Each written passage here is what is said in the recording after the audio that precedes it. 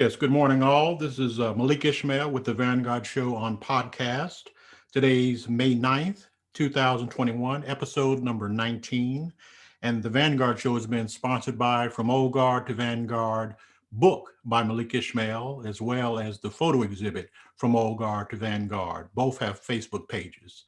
And today I want to welcome a very special guest who I had the honor of meeting in London around 2019, if I'm not mistaken. And he is a professor, he's a writer, author, and like I say, he's Nigerian by birth and based in London, England. His name is Professor Adeyinka Makinde. Did I say that correctly, brother? Yeah, that's very good. That's okay. Very nice. I need to anoint you as a member of the Yoruba nation now. Oh, okay. So I'm a treasured linguist now, right? But I want to give a little history of Professor Makinde. He's trained as a barrister and as a lecturer in law and a number of colleges and universities in the United Kingdom. He wrote the well-received book, Dick Tiger, The Life and Times of a Boxing Immortal, as well as the life and mob slaying of Frankie DePaula. And he's also a contributor writer to the Cambridge Companion piece on boxing, which I actually have a copy of it right here. And I know that your sections were page 99 and 223. But we definitely want to get into your other writings and things of that sort. And I want to first of all say happy Mother's Day to your mom. I do it. My mom is it's going to be a heavenly birthday, but I want to wish you and yours definitely a happy Mother's Day. Thanks. Thank you. Yes. And then my first question is, first of all, I want to first thank Brother Timba Sebaco for getting us together in London. And I had such a great time with you. How did you first meet the Sebaco family? And how did you come up with him? Well, that happened in London when we were children. Okay. The early 1970s. My father was a Nigerian naval officer, and he was posted there as a military attaché at the Nigerian High Commission. You know, we lived in a suburb of London called Hendon. Okay. The name of the road was Hillview Gardens, and one of our neighbors was this family from South Africa, right. The Sebacos. Their father, David Sebaco, as you know, I think you met their mother as well. Yes. They were members of PAC, who are not as familiar as the ANC, the African National Congress. But their father was a representative of PAC, and we lived in the same neighborhood, and we all, as kids do, we all got to know each other. And we lost touch, actually. We lost touch for many years, and I sort of reached out to Temba once with the internet thing got going, email and searches and that sort of thing. I think in the early 2000s. And then later on, obviously, when the era of Facebook came in, we did get together again. But yes, that's how it happened many, many years ago. Oh, okay. All right. Yeah, I had the chance to meet Bongani as well as Mother Elizabeth Sebaco on a trip down to South Africa. And I also got a chance to meet Benny Alexander, who is formerly known as Cosan X, I believe, if I'm saying it correctly. He was the Secretary General of the Pan-Africanist Congress when we were doing some organizational things down there. So the Sebaco family is very, very cherished to me. And I want to thank Timba for, I hope I'm saying his name right. Is it Themba or Timba? Well, I'm not South Africa, but it should be Temba. Timba. Okay, right, yeah. Right. Well, big shout out to Timba. So much appreciated for the introduction. First of all, how have you been since the pandemic, the lockdown, and what is life like in London right now? Well, I think, they're just trying to come out of a lockdown at the moment. Okay. And so it's been more or less the same as it has been for much of the world in terms of governments decreeing almost. I mean, they would pass a law to do it, but it does seem like a decree, a draconian action to, tell people stay indoors, don't communicate, work from home. So that's what's been happening, really. Going to the shop, wearing masks, and working remotely from home. So things are easing up now. Okay. That really is, that really is the scene. How is it over there with you? It's the same thing. They're opening up, but now they're starting to kind of fall back from that because of, I guess, a spike throughout the nation. So it's going to get harder to kind of figure out this pandemic, as I call it. But so it is what it Yes. is. I think we need to obviously scrutinize what governments do. I mean, I think Absolutely. Today's world is always characterized by this tendency to polarity. Yes. This tendency to culture wars or ideological polarity. It's either you're with us or you're not without us. Right. You're either red-pilled or not. Right. You're either right on or you're the devil. Right. And that goes for left and right in the political spectrum. I think it's ridiculous. I think, first of all, the corona pandemic has given a lot of leeway for corruption to ensue from members of government and the lobbies that control them. And Big Pharma, of which Pfizer is a part of, yes, are heavily into this. And so I don't think it's right for people who deviate from the mainstream view of things to be demonized as such. There's a whole spectrum of views out there. But one thing that is definitely clear right from the beginning of the declared global crisis was insider trading, US politicians selling stocks because they knew what was going to happen. Exactly. And then the political football. Vice President now, Kamala Harris, saying she wouldn't accept a vaccine through Donald Trump's presidency. But now that she's in power, she's changed her tune. I think, and Pfizer, for instance, as one of the big pharma companies, they are, in the past, they've exhibited quite a lot of bad tendencies. In many ways, they've already been found out to be a criminal organization because they're the recipients of the highest ever fine in US pharmaceutical history. They were involved in a set of botched trials in Nigeria, in the northern city of Kano, which cost the lives of several children and others who were physically disabled, with conditions such as deafness. And they've also been strong-arming governments who don't want to accede to their terms. In Latin America, the governments of Brazil and Argentina, Pfizer was saying, look, we need guarantees. If people are going to sue us, if anything goes wrong with this quote unquote vaccine, what we're going to do is we want guarantees that we will not be sued. And part of that guarantee is that you will shoulder the burden, and we will also think government assets, like Federal Reserve buildings and trusts, and also military bases as collateral. Right. So that's the level that you're dealing with, pure sheer gangsterism. And I don't believe I'm being sensationalist in saying that.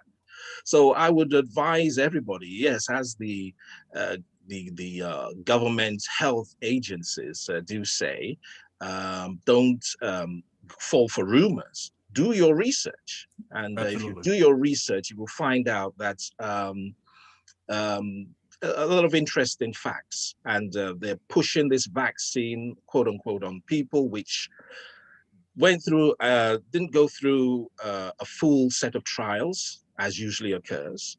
There's no guarantee, as the websites of the governments, the CDC in America and other places show, that it actually prevents people from catching or being a recipient of the virus or passing it on. Right. So one isn't sort of saying that you shouldn't go according to guidelines of basic safety, particularly in regard to people who are definitely vulnerable, susceptible to this. But we've got to be very, very cautious, because Pfizer have been criminalized for actually in the way they've marketed a drug in the past. They've also they were also fined. Part of that fine by the U.S. System was also to do with the fact that they'd been coercing doctors. So we need to be clear that if somebody tells us, oh, you can't argue with science, well, hang on. The science says that there's a high recovery rate for this virus. But other than that, there are dissenters in science. And a lot of these doctors and scientists, research scientists, are afraid of losing their jobs if they deviate from the party line, so to speak. So that's what I'm saying. Always be very, very critical about these sorts of things, and don't take things for granted. But yeah, go ahead. Oh, no, I was about to say, what is your opinion of the response of Cuba, which during global crisis, particularly in the medical field, and despite the fact that they have this tyrannical, draconian embargo leveled against them, they've been able to address it in a certain way. Have you had a chance to kind of see what Cuba has done in that regard? Yes, I've been aware that they formed these groups of parties that have been very helpful. If we put the COVID and this declared global crisis to one side, the Cuban health system has a very good reputation worldwide. That's not to wholeheartedly endorse everything about the Cuban administration, but it's certainly the embargo imposed on them is totally inhuman. And shouldn't have happened. But I also have my criticisms of the Cuban attitude to this declared crisis, and as well in Russia, because they are joining in this global market of pushing these vaccines. My fear is, so they want money, they want foreign currency, they want national prestige. So nobody's above suspicion, nobody's above critique. And so I'm looking at Cuba, I'm looking at the Western states, I'm looking at Russia, also looking at the African nations and how they're all handling this. You may have heard of the death of the Tanzanian president. Yes. A couple of months ago, who was skeptical about COVID, and there haven't been that much of a lockdown there. I mean, perhaps the circumstances in Africa are certainly different, but I would always just highlight the fact that this is a very highly recoverable virus, and we should just always bear that in mind. Okay. Very careful about what governments tell us. Right. That's true. And I do want to kind of say, on a personal note, I had such a great time when you took us to Brixton. My wife and I, we had such a great time. I know we were looking for this Caribbean restaurant, which I was never able to find. But tell me, because I've always had a high regard for Brixton. Could you give people a inkling on what Brixton means to people of African descent and Caribbean descent in England? Well, I suppose after the post-war immigration to Britain from parts of the Caribbean, Brixton was one of those parts of London that were settled into by people of Afro-Caribbean origin. And I think from there, it developed as this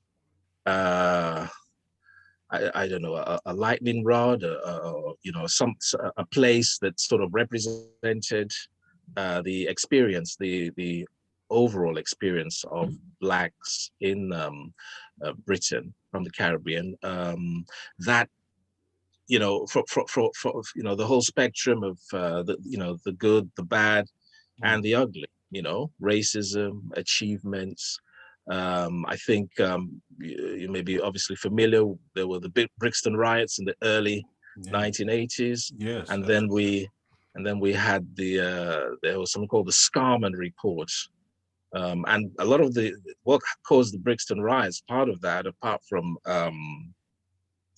you know, the usual tensions and the cultural issues involved with policing, was an act of parliament called the Sus Laws. You know, Sus, short for suspicion. You know, and it was a draconian way in which you could sort of stop people and really question them and arrest them without the usual legal requirement of, you know, reasonable suspicion, that sort of thing.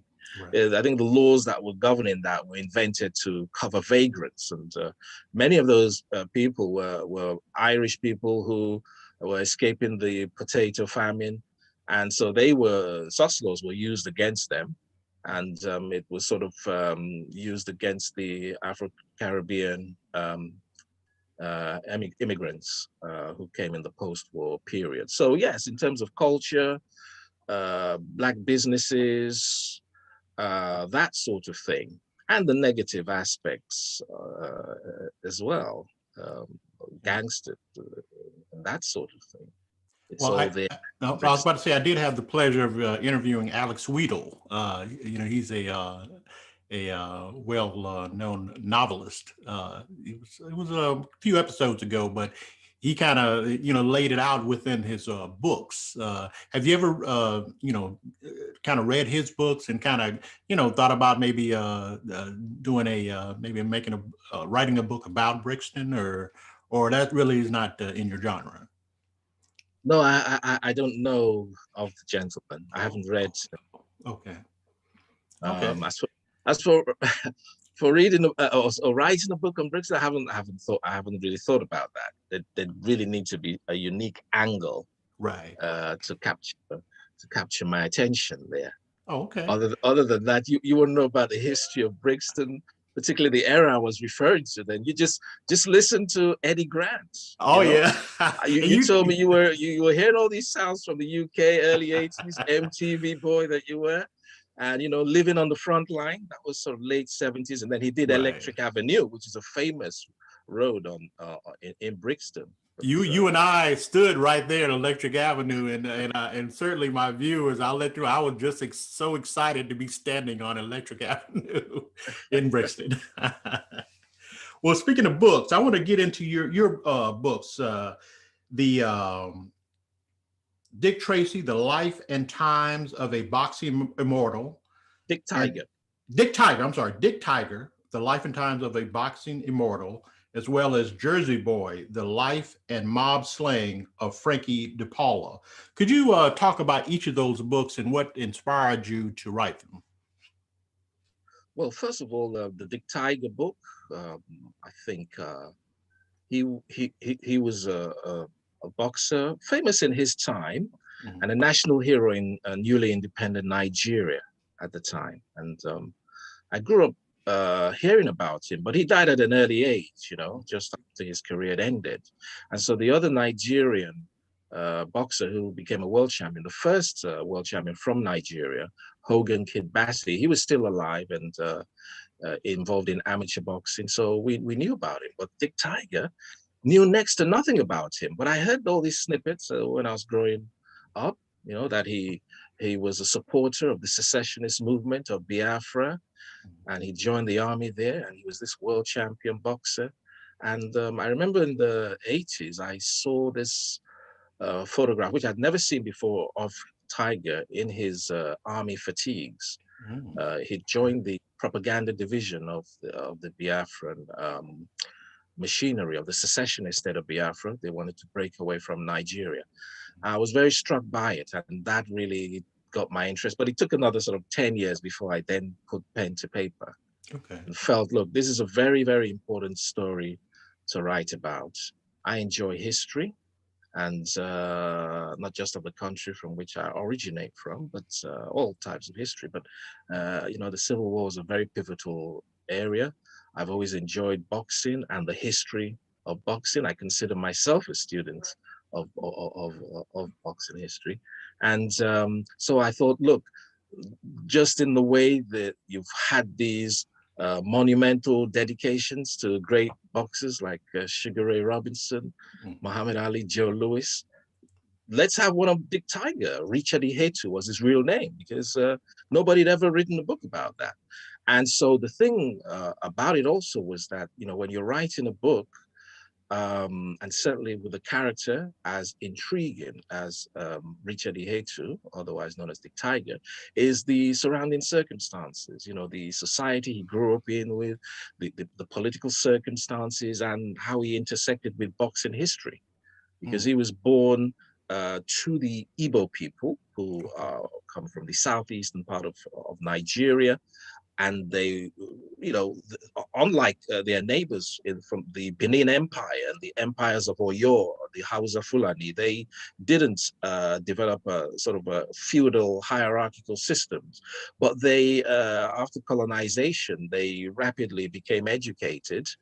And certainly the city that Dick Tiger migrated to as a young man, Aba, was one which kind of encapsulated that whole zeitgeist, the whole spirit of entrepreneurship, of belief in God and hard work and probity. So Dick Tiger was a part of that, and I enjoyed looking at that. I enjoyed looking at the origins of Nigerian boxing, which has inspired more than one person, one academic from, he was Canadian, did his doctorate at the University of Florida.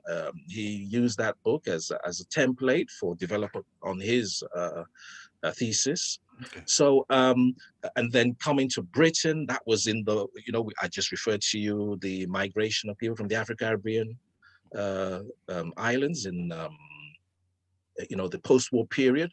They passed the British Nationality Act, which gave citizenship to people in the empire, as it then was, and they were invited to run the health service, etc. Well, accompanying that migration was also sportsmen, boxers. And so Dick Tiger joined that migration, and he went to Liverpool, a city within Britain, which has a long legacy of, you know, a Black population there. So that was yet another angle. And then Dick Tiger went to America in the hope to conquer America, which he did in New York City. And so he was one of the last boxers in the heyday of Madison Square Garden. You know, he was a foreigner. And I think at that time, boxing was becoming more internationalized. You know, you had Benny Kid Paret from Cuba. You had Emil Griffith from the Virgin Islands. They both had that tragic match in the early 60s. And so Dick Tiger, he came from Nigeria via Britain. So he was also part of that environment. And then, of course, there was the Nigerian Civil War. He was a national hero, fought a big fight in the city of Ibadan in Nigeria, or Ibadan. Let me pronounce that properly. Okay. And so he was a national hero, but then the Civil War came, and he felt, you know, the Igbo people of the former eastern region of Nigeria were the majority of people who decided they wanted to split away from Nigeria. And Dick Tiger felt he had no choice but to join that struggle. And so therefore his prestige in Nigeria went down. And that's part of the reason for writing the book, because, you know, he was written out of history, basically, because of what he believed in. The Biafran bid for secession ended in disaster. And of course, there was a spirit of unity, no victor, no vanquished, but he wasn't rehabilitated. A number of people were rehabilitated, but those were people who maybe were caught up in the war as such, but he was a man with a name behind him. And that was unforgivable to those in the military government in Nigeria. So I hope, what I did in writing his book, including all these themes in it, not just simple A to B, 1, 2, 3, basic biography, but something that did justice to his circumstances and the whole socio-political and also the boxing history surrounding his life would all be shone out to show what an extraordinary person he is. The other book I wrote about Frankie DePaula was an offshoot of that, because in the age of the internet, you know, I sort of put in some stuff on the web, World Wide Web, and the son of this Italian-American fighter named Frankie DePaula got in touch with me, because, you know, I sort of put a special place in a fight that this man had with Dick Tiger at Madison Square Garden. It was a rough and tumble fight. It earned the Ring Magazine Fighter of the Year award for 1968. And so, and then I was a bit reluctant, obviously. Who is this man? You know, this is a club fighter. I had heard of him, and he got robbed out, to use the use the language of the by the Cosa Nostra, very early age, 31 years of age. Why would I want to write about him? But I did look at that into it, and I found he also led a fascinating life, because this was a man who, he came from humble origins, but he was a very charismatic man who unfortunately was waylaid by the, the lure of money and other distracting pursuits, which took away from his ability to make himself into a great fighter. So it involved me researching the history of Jersey City, a very fascinating place, because everybody knows about New York. You grow up, without Google Earth, and I don't even know Google Earth that much, but if you grow up, you watch Starsky and Hutch, Kojak, you watch these different movies, you know where the Empire State Building is, you know where Lower Manhattan is, almost by osmosis. You don't need to do any research. But Jersey City was, just across the Hudson River, smaller place, but quite a fascinating place. A place, mainly Roman Catholic, a place where the big barons, the non-WASP, those who were not white Anglo-Saxon Protestants, the Roman Catholic Irish, who were below the pecking order. There was this ethnic kind of divide, intra-ethnic divide, which is kind of forgotten in these days, where people are white and they're black, but they forget that. So anyway, you had Haig, this man who was quite an extraordinary big boss of Jersey City, and the corruption that permeated that place. And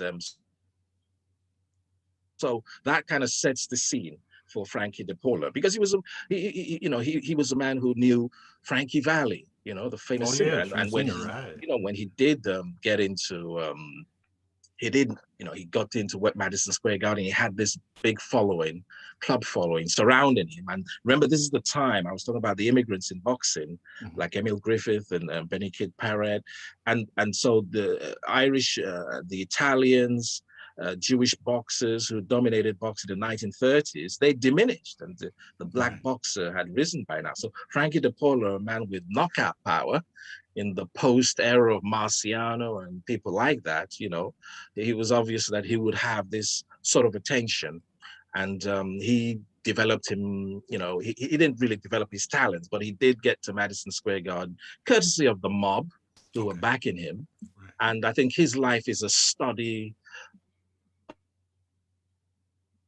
of how, it's a cautionary tale of how things can go haywire, because he apart from knowing people like Frankie Valli, the other sort of people who were attracted to him were like Joe Namath, the American football legend. Frank Sinatra was ringside, and a lot of famous American Italian singers. So very charismatic man. And so that was what intrigued me about it. The dimension, obviously, of his promise as a fighter, but also of his destruction, which was born out of personal weakness and allowing himself to be exploited, certainly in this case, by the American Mafia. Wow. Well, it's such a fascinating stories in both those books. But I'd like to, well, first of all, where can people get your those books, copies of those books? Go to Amazon.com, go to eBay. I think certainly the Jersey Boy book has been in, supply Okay. Dick Tiger, it's kind of out of print, but you can still get copies of it if you search. Okay. We'll try and my attention has been deviated a couple of times, because ideally I'd obviously want the Dick Tiger story to be told in a fabulous, high production value documentary, if not a movie, Right. just like Jersey Boy would be. And I've had some interest here and there, but all through the years, nothing has come about. So fingers crossed. Okay. All right. Yes. Both of them should indeed make for great films. Yeah, we'll look into that. Okay. Well, what I was going to also ask about is talking about fantastic, your YouTube channel. I mean, from Nigerian military history, boxing, even with the Black Panther movement on both sides of the Atlantic. Tell us about your YouTube channel, which I just think is fantastic. Well, thanks for saying that. I think we're over almost 55,000 subscribers. Wow. Okay. That wasn't my intention. It just grew out of something I enjoy doing. I was making a lot of playlists for newsreels from Nigerian history. Mm-hmm. And it just kind of developed from there. People began, because I just did it for just a personal, just for my personal delectation, my personal knowledge, and stuff like that. Mm-hmm. Everybody, it seems a lot of people starved about history, and so I do that, and I also make posts of historical events in the community section of the channel. So we cover quite a lot in African history, things to do with the liberation movements of Southern Africa. Mm-hmm. And we have some old Rhodesians there. Right, okay. Still pained about having white minority government lost, and and then Nigerian, Ghanaian history, that was the dominating factor there. But, we spread things out, and we have the good, the bad, and the ugly. We've got Mr. Idi Amin, and all sorts of things there. So it's just great. I love history. I enjoy history. And it's just a great way to interact with the globe, because it really does have a global reach. We've got people from Singapore, Malaysia, for instance, because I posted some newsreels on Lee Kuan Yew, the famous pride, I think he is anyway, of nation builder of Singapore. And so that's what it's all about. So come and enjoy. Okay, how would they do that? How do people look up your YouTube channel? Well, you just you can search for my name, Adeyinka Makinde. It just goes by my name. Maybe I should just turn into Adeyinka's History channel, but it just started as a personal thing, looking at my own personal interests. Yeah. Well, for the audience purposes, go ahead and spell out your first name and last name so they can go ahead and look it up on YouTube, if you don't mind. Yeah, my name is full name. My first name, Adeyinka, Adeyinka, and my surname is Makinde, Makinde. Do you want to tell me, brother, or do you want me to tell the audience, brother, what it means, what my names mean? Please. Adeyinka means crowns surround me. Adey's crown, yeah? Yimika, so to surround, yeah? So crowns surround me. My name, my surname, Makinde, is Muakinde, bring home the valiant man, bring home the valiant warrior. Now, is this Igbo meaning? Yoruba. Yoruba. Yeah. Okay. Yoruba. As we said right at the beginning. That's right. My memory goes pretty fast. Yeah. A lot of Yoruba over there in America, Yoruba culture, the southern part of United States. And I think there's a famous town or Yoruba town, is it based on Oyo? They're developed by African American people, and of course Yoruba culture is there in the Caribbean, very strong there, and obviously in Latin America, Brazil, Candomblé, that religion right, from the Ifa and the methods of worship among the Yoruba. Yes. Okay. Wow, that's some great history there. And my next question is discuss the differences between the British Black Panther Party and the American Black Panther Party. What the differences were, and had the international section been able to maintain without the split, what would have developed? So just give me a history if you don't mind. Yeah, that you've got me on that one, Malik. You've got me on that because I haven't really done a lot of research on the Black Panther Party in Britain, in the UK. You Okay. brought that. You reminded me about it because I remember there was a guy who became a famous news, well, not a news person, but a media figure, the late Darcus Howe, Oh yes, yes, who, yes. you know, and I had that kind of knowledge. But at the end of the day, the intriguing things, I know more about the American Black Panther Party than the UK one. Of course, I was well aware about you know, various facets of the black struggle in Britain. Mhm. And some of that wasn't sort of focused on the Black Panthers. There were all these sorts of groups, community groups, for instance, to do with things like police brutality and the like. Black Panther Party, look, it took roots in various ways, and I would say that even the idea of the Black Panther Party, it went beyond Britain and America, because you had a Black Panther Party in Israel. Yes, that's right. Among those,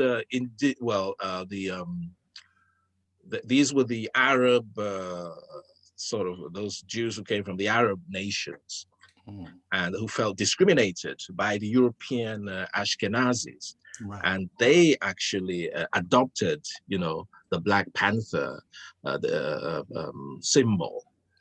So Black Panther, it's all about. I would speak less about what's different between them and more about what's similar about them, including that one that materialized in Israel of all places. And it's really just about resistance. Yes, You know, yes. I think it had a left-wing view to things, a Marxist view, often. But and there's that aspect of protest and radicalization of people. It's interesting you mentioned that. It just brought to my attention when I started living. I lived in Britain and Nigeria at different points of my life, but I did come at a time to live in Britain when I was sort of you'd call that junior high school time, and one of the teachers, this Englishman, he gave me, because he knew about my interest in all sorts of things, he actually recommended Soul Dad Brother to me, George about Jackson. Yes. George Jackson. Yes. So I was reading a lot about that, but I didn't sort of keep it up. But yeah, the Black Panther Party in Britain were not as important as Black Panther.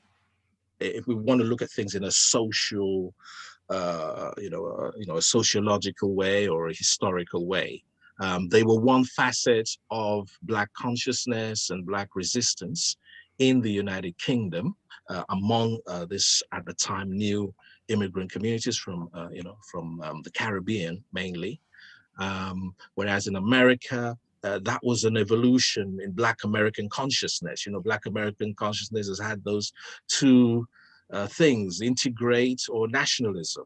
Right. And so you can just go back to the days of Nat Turner and slaves who wanted to find a land of their own, run away from Massa, Bossa, Whitey, right, and form their own states and their own self-determination. And you trace that route to Moorish Noble Drew Ali, yes. Marcus Garvey, Nation of Islam. And I think, you know, the Black Panther Party was kind of coming from that direction, although they had the ideological, not the religious thing. And I think obviously also like a link between Malcolm X, when he renounced the Nation of Islam, he maintained he was still a Muslim, but he was going to focus on the nationalist aspect. Right. So I think, and Stokely Carmichael coming up there, I think the Black Panthers were kind of situated as an evolution from that aspect. So yeah, very, very, very, very important. And yeah, I've been very interested in that. And I think historically, the way to look at these sort of things like the Black Panthers is really not necessarily to talk about them as something that necessarily still needs to be around today. I hope I'm not being controversial with you, Malik, here, is that you must always be evolving. Right. So it's very, very important to know about the past, just like Pan-Africanism and Dr. Nkrumah, or negritude and the sorts of people who were associated with that, the writers and politicians like Sédar Senghor of Senegal, but that things have to evolve. Right. And certainly when it comes to Black emancipation, Black consciousness, that while the perception of Blacks in the interaction in the Western world, in the Atlantic, being brought there as slaves is very important. It's also important at the same time not to be purely fixated on Blackness, in the sense that Black is the be-all and the end-all of your worldview. Right. That you cannot have room for learning about other things. I don't want to know about what happened in Chile. I don't want to know about what happens in the history of Asia. Right. You need the overall knowledge, to be, a functioning, enlightened person who can then use that to develop yourself and develop your community. So yeah, that's the way I look at it. I mean, we can't go back in time in Africa, and we know Kwame Nkrumah did his best to raise the profile of Africans and Ghanaians. Right. People either revere Nkrumah, they say there's a saying, Nkrumah can never do wrong, right. Or people say, oh, he's a dictator. Mm. And a lot of that was actually, you find at the end of it, it's all due to not just ideological stuff, but things to do with people's ethnic background. Right. But I think that Pan-Africanism is something that is not the whole. There is much more that people could do to develop new schools of thought that can inform people as we go along. That's very difficult. It's very difficult. You can't maintain separateness in an interconnected world, right. Or now that Blacks are technically integrated into America. Mm. But you can certainly adapt it and try and change the culture, right. For the better, always. Right. Because Malcolm X is supposed to have said one time that one day Black culture would be the dominant thing in America, which in a way has come to pass. Right. But if Black culture is delimited just to gangster rap and young women, bearing their essentials, etc., and that's what people aspire to, and people are only materialistic about things, that is not the way forward, I would say. Right. So know your past, but let's develop on it. Well, one subject you covered on your page and some of your writings was that evolution, how there are many positive aspects to the Black Panther Party, but eventually I think you coined the term from Panthers to pimps. Talk about that you enumerated, please. I could get very controversial with this one, because the big fear, like looking at the Black Lives Matter movement, is this mentality, this complex that Black justice for Black people, advancement can come from one movement or one charismatic leader. No.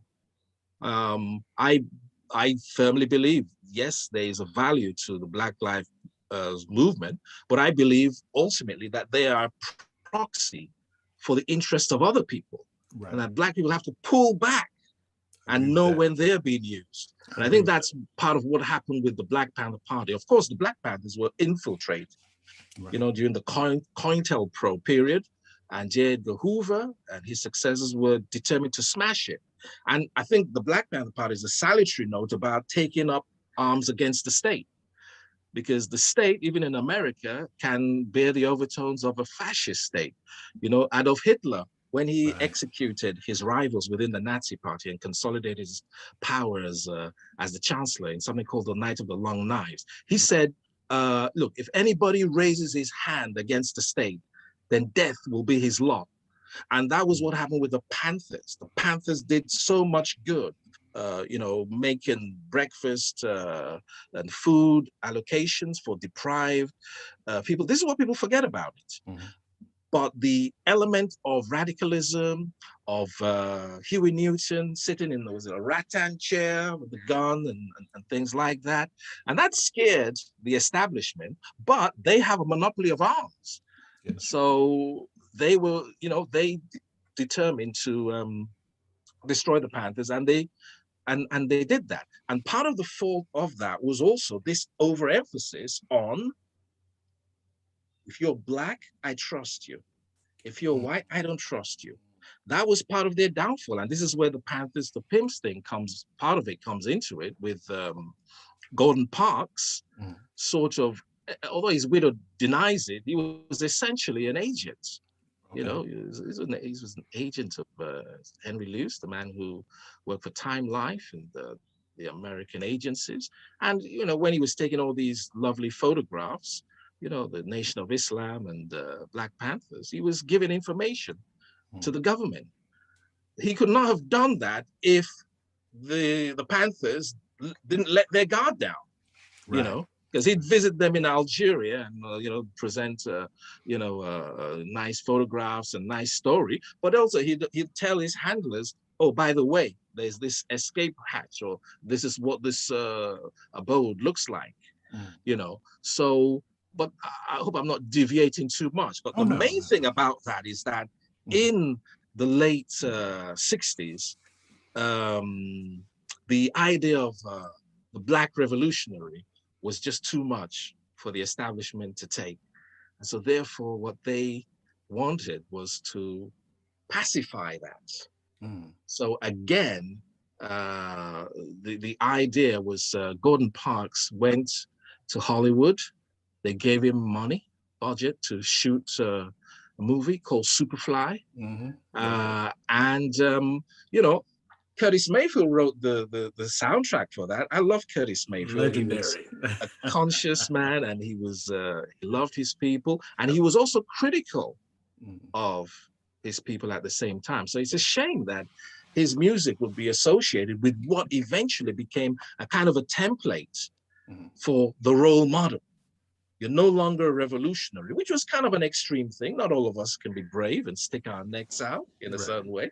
Whether Huey and Eldridge Cleaver went this way or that way, they had their flaws like everybody else. But that was a process that everybody had to go through. You need people like that. But from that, it came the other extreme, the pimp. So if and the blaxploitation movies then became the rage. So if you're just having these cool looking guys, quote unquote, dressed to the nines with their women working for them and riding in Cadillacs and stuff like that, you're sending out a message there that this is the ideal. So people are not striving for education, attainment. Oh, that's too boring. That's too hard.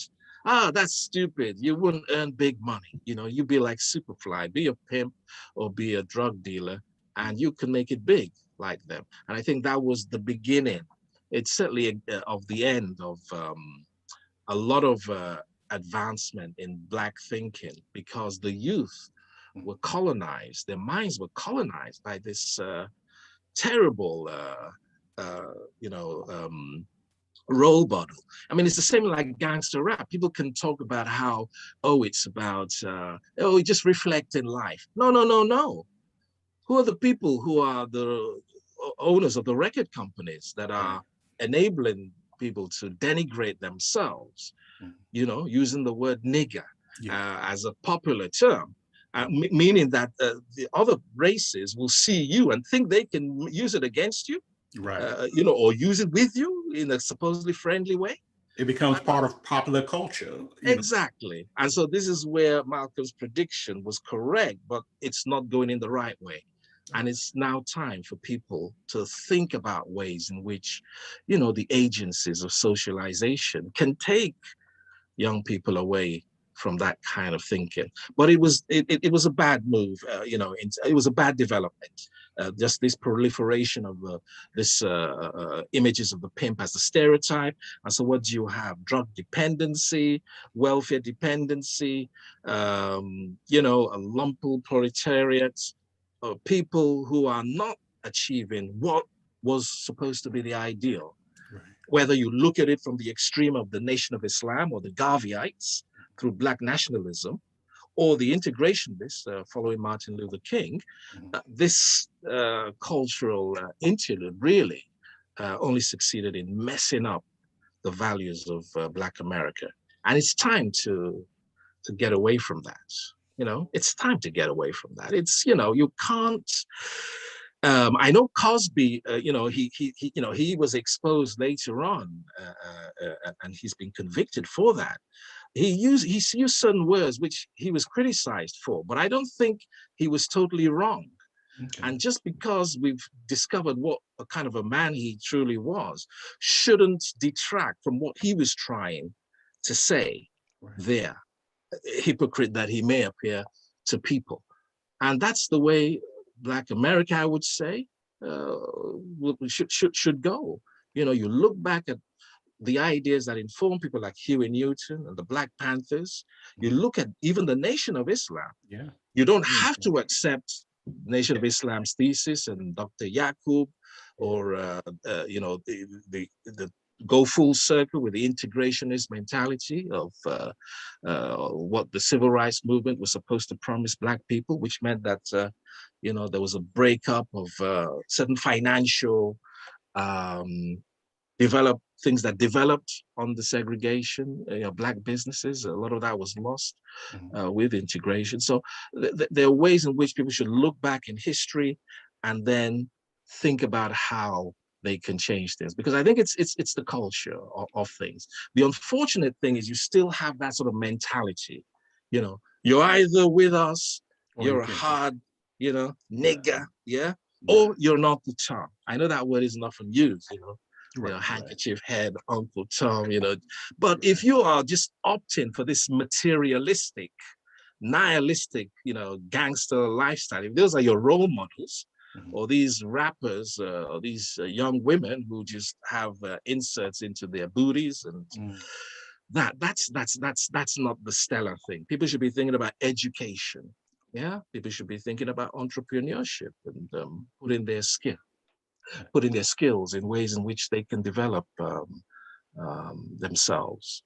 So I think that's the history. That's what I would take out of your original question. I know I've taken a long-winded route there, but that's all right. Yeah. That's what I would take from, you know, the UK Black Panther Party. It evolved for a particular reason. Okay. It was very short. It was very brief, but also the same thing with the Black Panther Party, because they did put themselves in the cul-de-sac.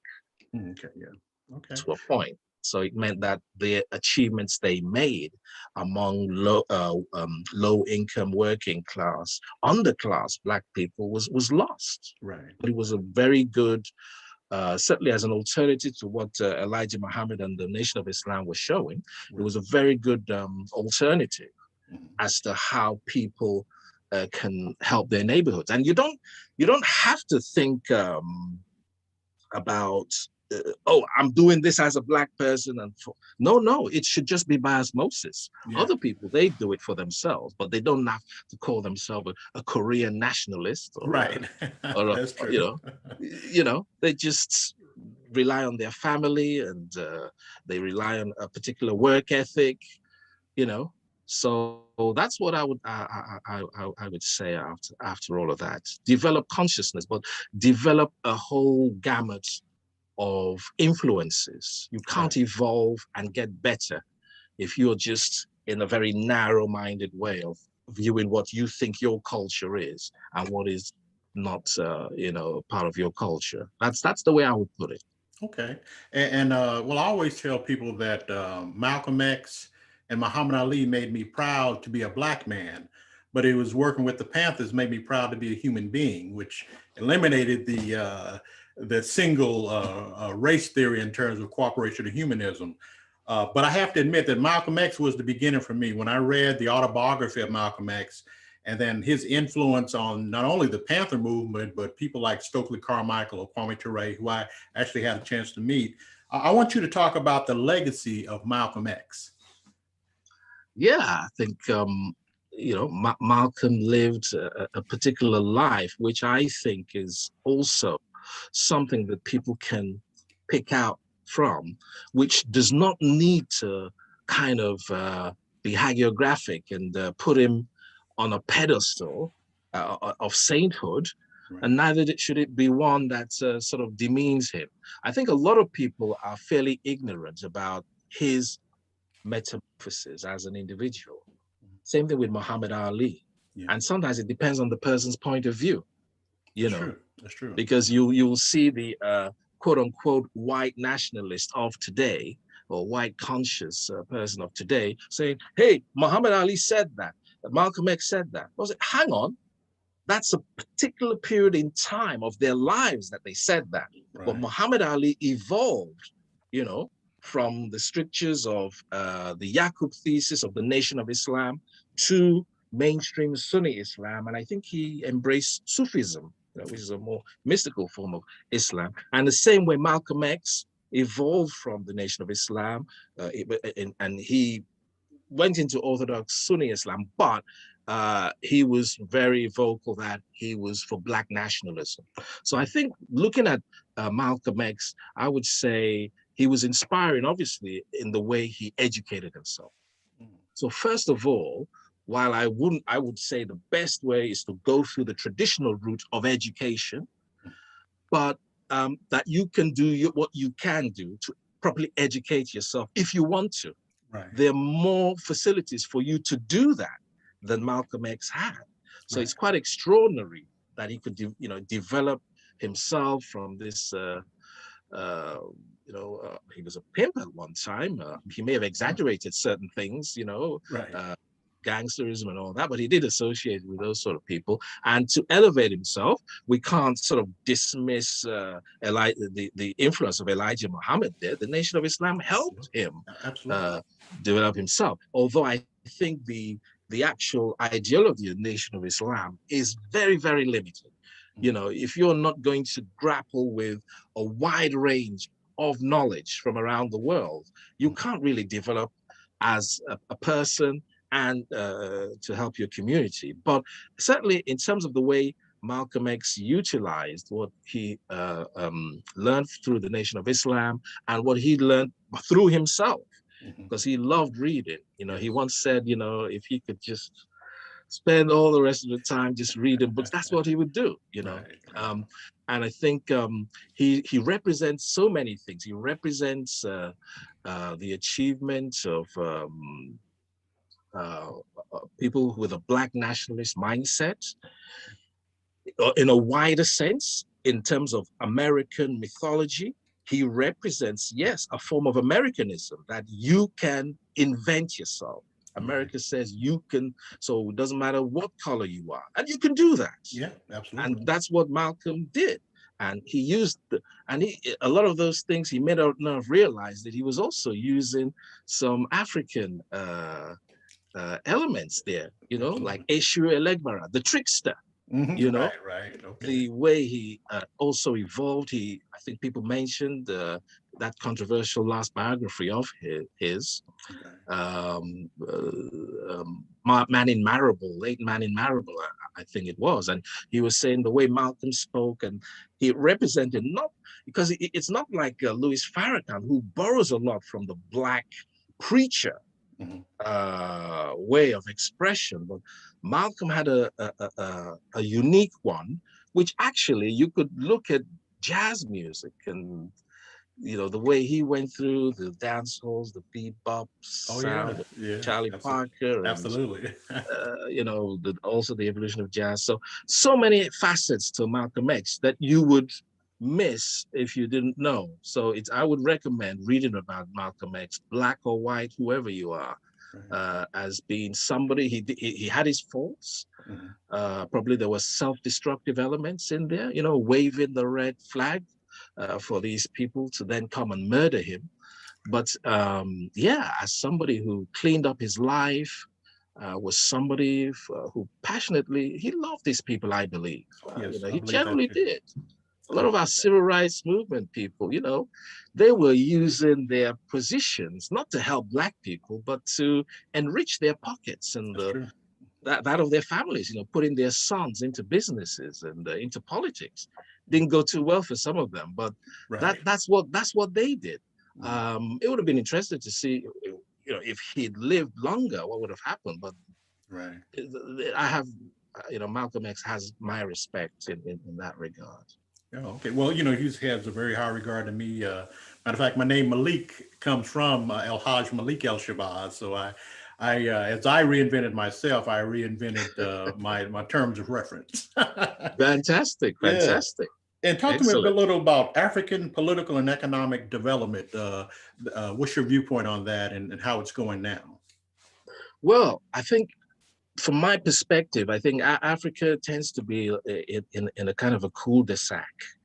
And I write about a lot of things, geopolitics, sort of post-Cold War, Russia versus NATO and that sort of thing. But I do write about African history and some of the military rulers who have ruled there.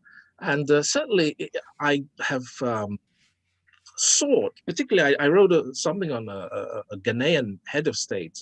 His name was Ignatius Achampong, came to power in the early 70s. And he was relieved of power through a coup, and then he was executed when Rawlins and the Armed Forces Revolutionary Council came to power in 1979. And I used his story to bring up this aspect of African development, because I could see that although things went terribly for this man Achampong, I mean, he started off very well and then ended up badly. And so what I wanted to do by writing about Achampong was to show how he had in his mind what every African ruler should have, or leader should have now, which is to make your country politically independent and economically independent. If you can't do that and you can't industrialize your country, then you're just leaving your country as people who will be just economic slaves. You're just consumers. Right. Even though you have vast resources under you in Africa, you are nonetheless controlled by outsiders who actually are controlling you in a much cheaper way than they did when they had the responsibility of running your life as colonial masters. Right. And so what Achampong wanted to do through various policies, which I brought out in this essay, which is a very well-read essay, actually, he wanted, he wanted to take on the Bretton Woods institutions, the World Bank, International Monetary Fund, who do their, whose raison d'etre is not just about development. It really is about keeping countries tied to them, normally through debt, because that's their raison, that's their raison d'etre. It's usual. That's really confined to Africa.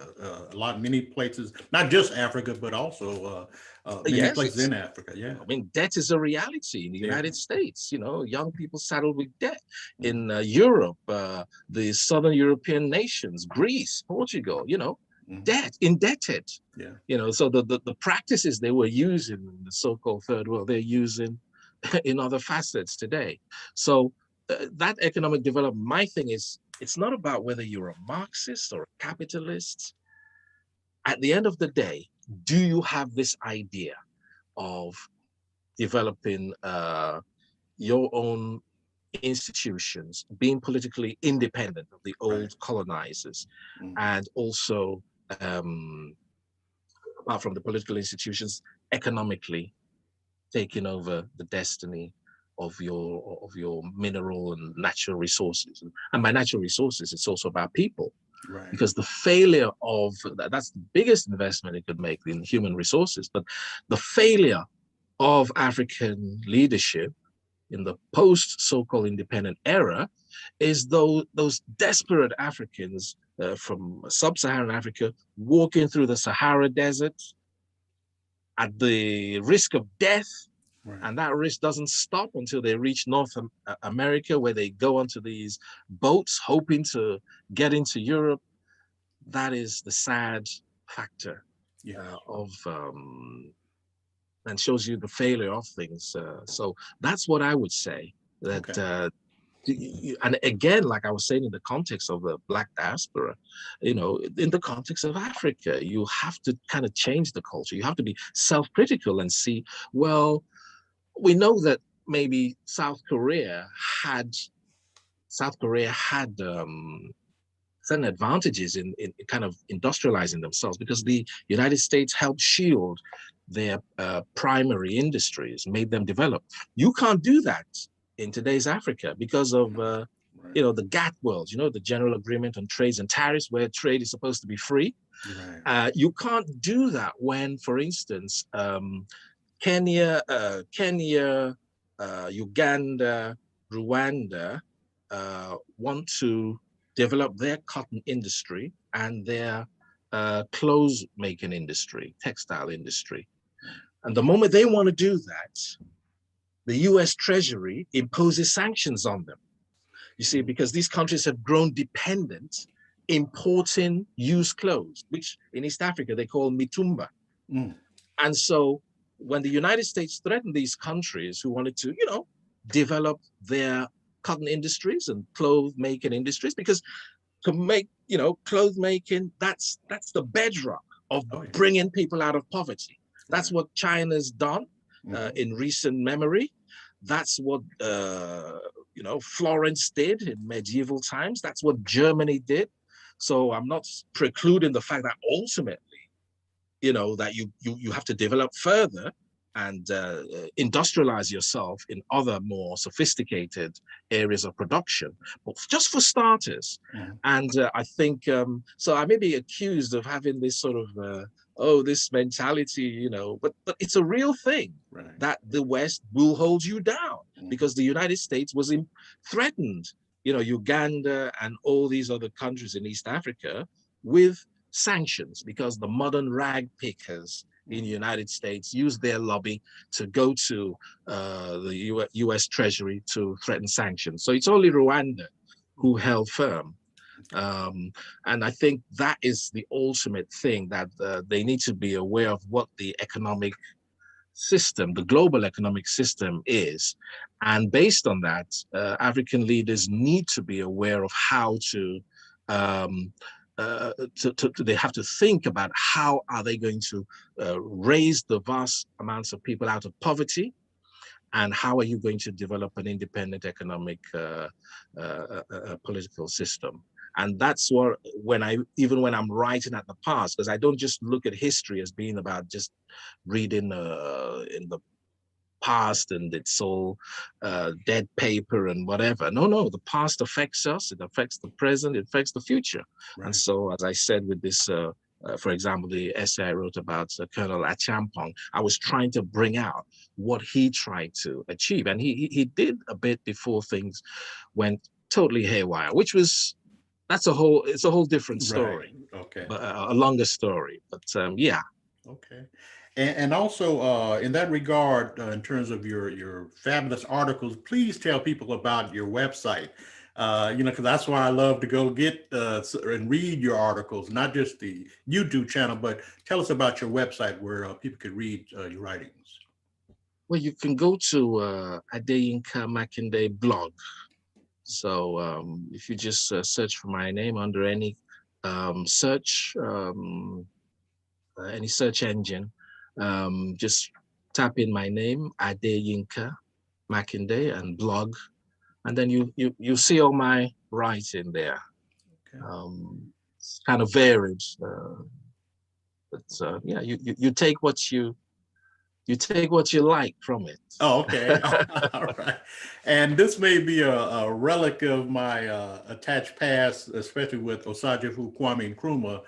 But I always love the study of the period when they were trying to organize the United States of Africa and the meetings in Addis Ababa. Tell us a little bit about that in terms of as an ideology and how practical or impractical it is. Yeah, well, I think, yeah, when African states were becoming independent in the post-World War period, Ghana was first in Black Africa, 1957, Right. but things really took off in the early 1960s, 1960 itself.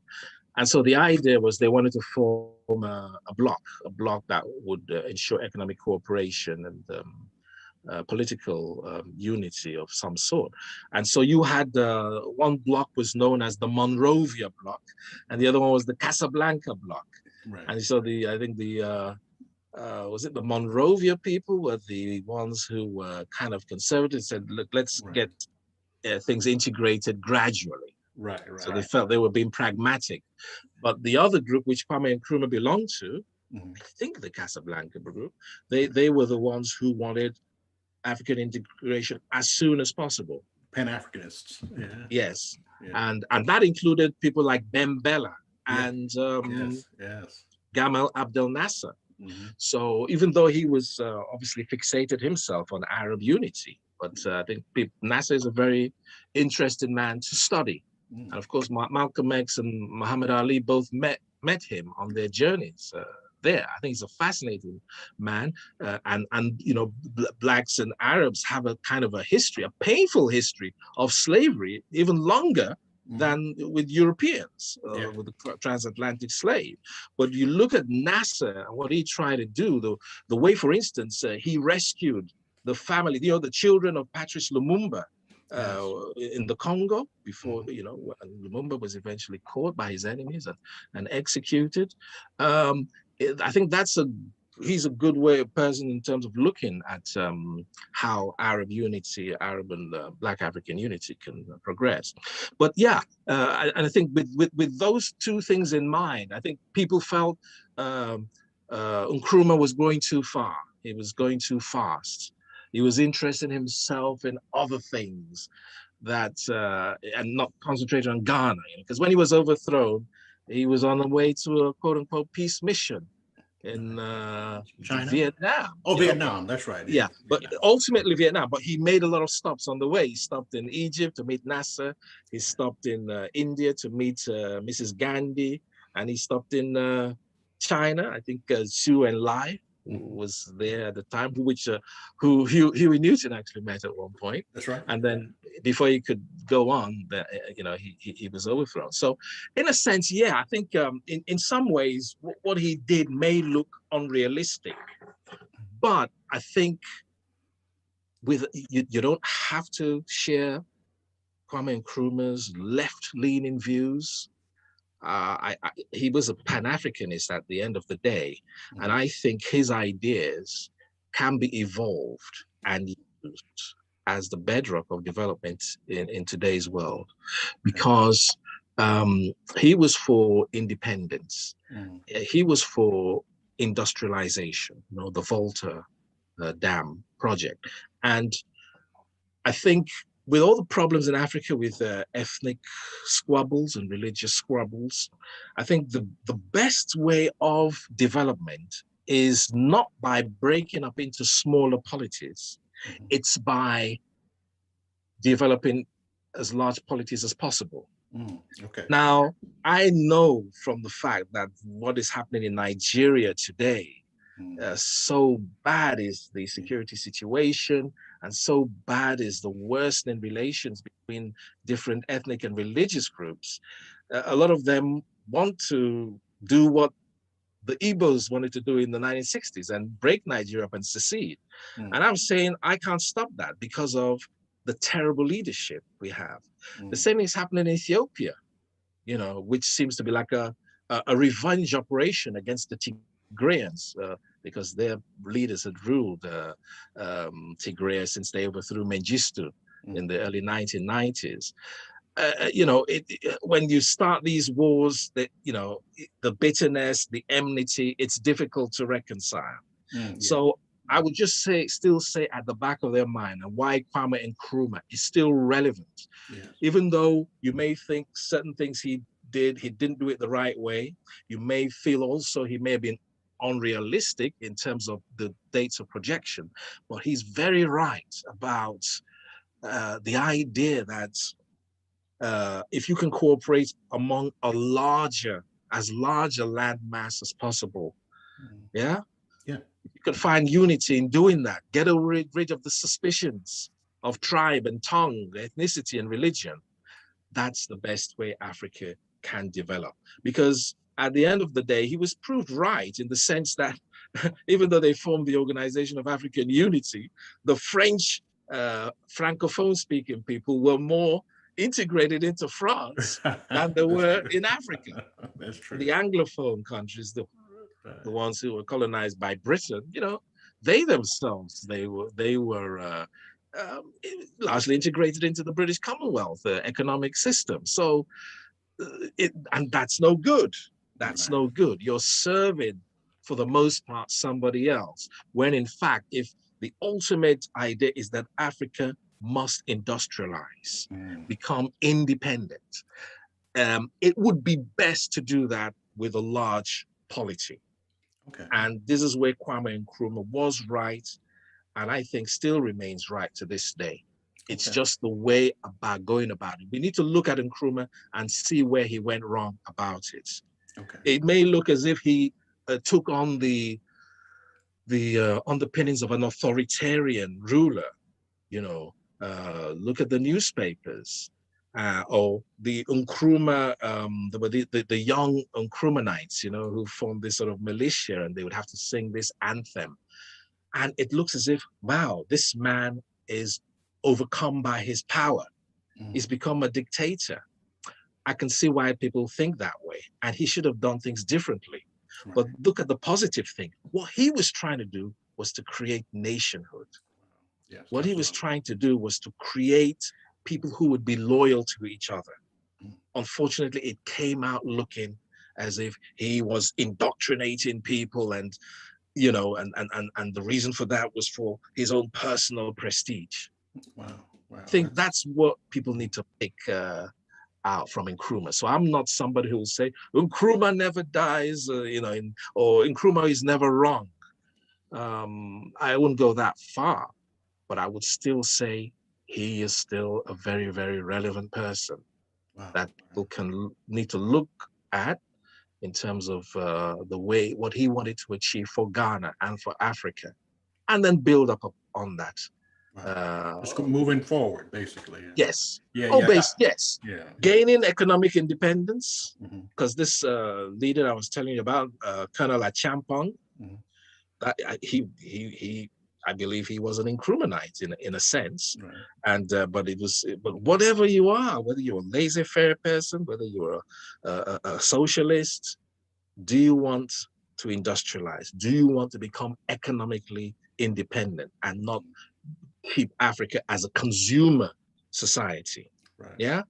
If you want to do those things, go back and learn about Kwame Nkrumah, see where he made his mistakes, but look at him in a general sense, and think about the ideas that can be used to develop upon what he said.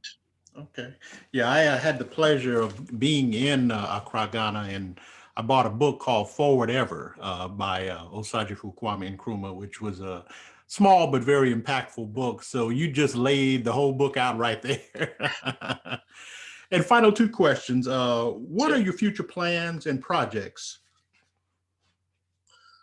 Wow. As I said, I think I really need to be very serious about getting those projects off the ground based on my books. Jersey Boy and Dig Tiger. I really have to, because it's kind of waxed and waned over the time, and I have had interest, but I've said, look, either people haven't been able to deliver, or I've said, look, that is just not a good deal, please. Okay. Yeah. Okay. So I can't keep on saying that, oh, what's his name? John Huston, the famous director, it took him like over 20 years to make The Man Who Would Be King, which he made with Sean Connery and Michael Caine in 1975. He'd originally wanted to make it with, was it Spencer Tracy and was it Humphrey Bogart? And so these things can take a long time. Okay. But it's, that's something I would definitely want to do. Okay. And maybe kind of formalize my history and, my history video channel and my writing, kind of synthesize that into something, not into a vainglorious thing, but I think we're talking here about ideas and movements. True. And I think, if one can, it makes it easier for people to understand what you're about, because I write about a whole range of things, which has got interest, from people who are police chiefs in California. Oh, wow. Okay. Love what I did with Jersey Boy, or famous Hollywood actor, 4-time nominated, 1-time Oscar winner. He loved that essay I wrote about Solzhenitsyn, and I think if I can just coalesce things, that would be what I'd want to work through. I can work through the internet, which gives us quite a lot of opportunities. Oh, it does. I'm aware, I'm aware of the censorship, the way they try and get rid of people whose views they don't like. Right. But that's certainly what I would want to do for the future. Maybe have a formal channel, do something like what you're doing. Oh, okay. Yeah, that'd be outstanding. Now, definitely. I can bring people on to discuss a whole range of issues. Just make sure you schedule me as a guest, brother. Down the road a little bit. Sometime, of course. No, absolutely. And my final question is, how can people follow you on social media, and again, give them all the information where to look for your writings, as well as, your vlogs, as they say? Yeah, I mean, I'm on social media. So I have a Facebook page. That's an official one, or, a public one. Yeah. And then I'm on Twitter. And also I have this blog, Adeyinka Makinde, blogspot. And so, you do a search and you'll definitely find me. Okay. Can't miss me. Okay. Well, it's been brother, I really appreciate you. I know you're so busy right there in London, and I just appreciate the opportunity to speak with you. It's been an honor. Thank you. Thank you. It's been an honor myself. Yes. And what I'm going to do is I would definitely love to see if we can bring you over here at some point once the pandemic subsides. Certainly I'm gonna jump back on a plane over there to see you in London, and look forward to many things you have going on, as well as collaborate maybe on some things as well. So again, thank you so much, brother. Yeah, thank you, brother Malik. Okay, my brother. Well, look, take care, and I'll talk to you real soon. Okay, then. Thank you very much. Thank you, brother. Bye now. Bye-bye.